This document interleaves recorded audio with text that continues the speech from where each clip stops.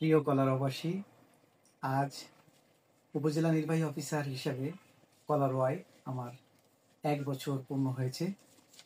গত 1 বছর আপনাদের আন্তরিক সহযোগিতার মাধ্যমে কলারোয়া উপজেলার 3টি গুরুত্বপূর্ণ পদে থেকে উপজেলা নির্বাহী অফিসার, প্রশাসক কলারোয়া উপজেলা পরিষদ, প্রশাসক কলারোয়া পৌরসভার দায়িত্ব যথাযথভাবে পালন করার চেষ্টা করেছি।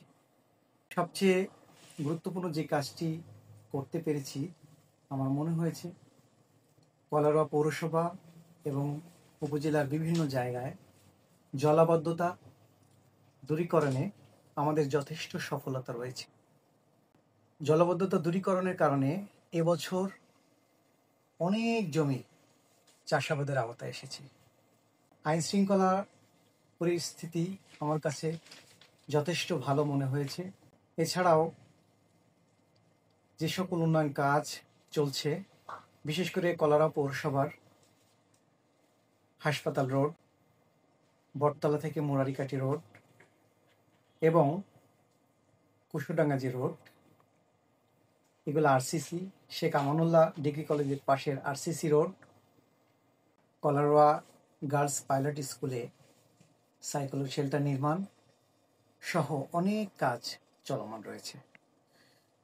বর্ষা সেশনের কারণে অনেক কাজে দেরি হয়েছে। যেহেতু বর্ষা শেষ হয়েছে, আরও অনেক উন্নয়ন কাজ দৃশ্যমান হবে।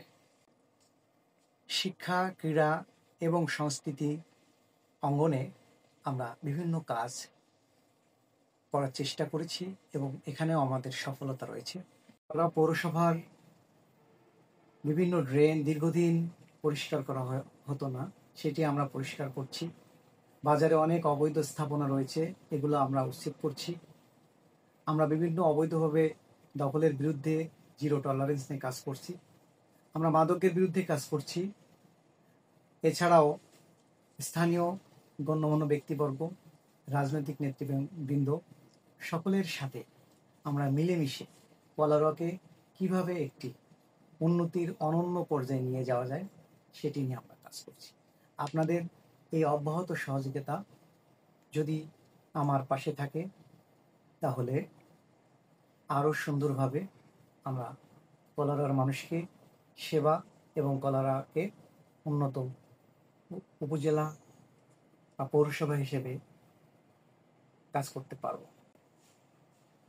সামনের সময়টাতে আপনাদের সকলের আন্তরিক সহযোগিতা কামনা করছি। ধন্যবাদ। আল্লাহ হাফেজ।